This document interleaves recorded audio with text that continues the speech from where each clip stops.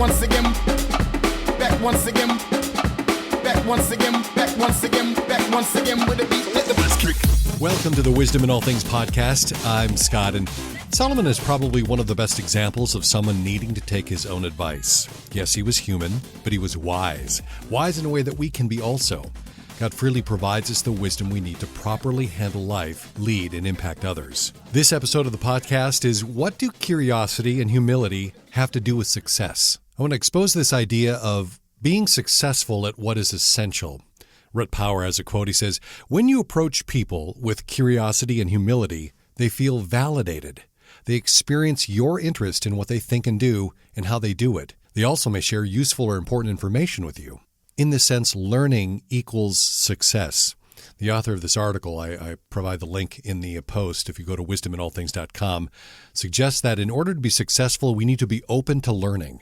And in order to learn, we need to be curious and humble.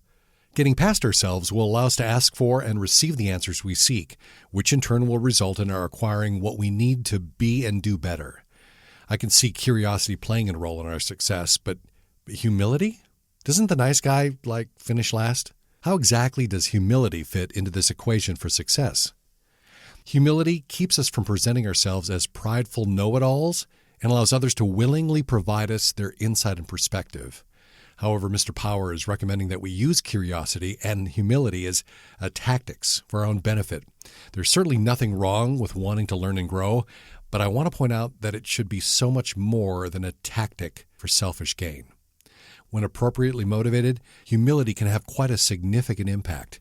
So it shouldn't be used out of selfish ambition, but for the benefit of building up others, especially at work, but not exclusively. That in addition to our learning more are probably two of many intended benefits when we exercise the godly characteristic of humility. You have perhaps heard about, or even employed, active listening, where curiosity and interest shape meaningful questions for the person we're talking with. Add humility to that, and it can be a very beneficial combination when you consider your influence in your current role, not to mention any future role you aspire to. And also keep in mind that the impact it can have on your organization, even your industry. So now I want to focus on keeping curiosity and humility on track. In the business world, where success at all costs is too often expected, genuine curiosity and humility require a concerted effort. Our focus on learning doesn't excuse us from caring for the other person, the person that we're learning from. So here's just a couple of thoughts on keeping curiosity and humility on track. So first, consider the source of the motivation. Why do you want this? It really is about why we are interested in pursuing understanding. If we're too focused on meeting our needs, we certainly won't be able to genuinely care for the other person. Curiosity. Are the right questions being asked of the right person in the right way? Or are we oozing with self-interest, seeking to know something that we don't have any business asking about? And then humility. Since pride comes before fall, and we're trying to prevent that, right? Are we genuine in our inquiry so as to truly validate the other person?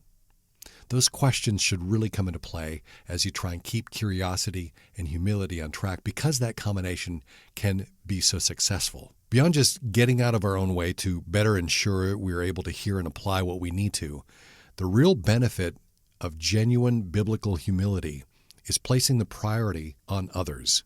If our learning and growing and our method therein have no positive impact on others, well then we're just plain selfish. If you'd like these episodes sent to you, I just need your email address. Sign up at wisdominallthings.com. I've also started a couple of helpful lists on wisdom if you want to dig into that a little deeper. You'll find those and more episodes at wisdominallthings.com.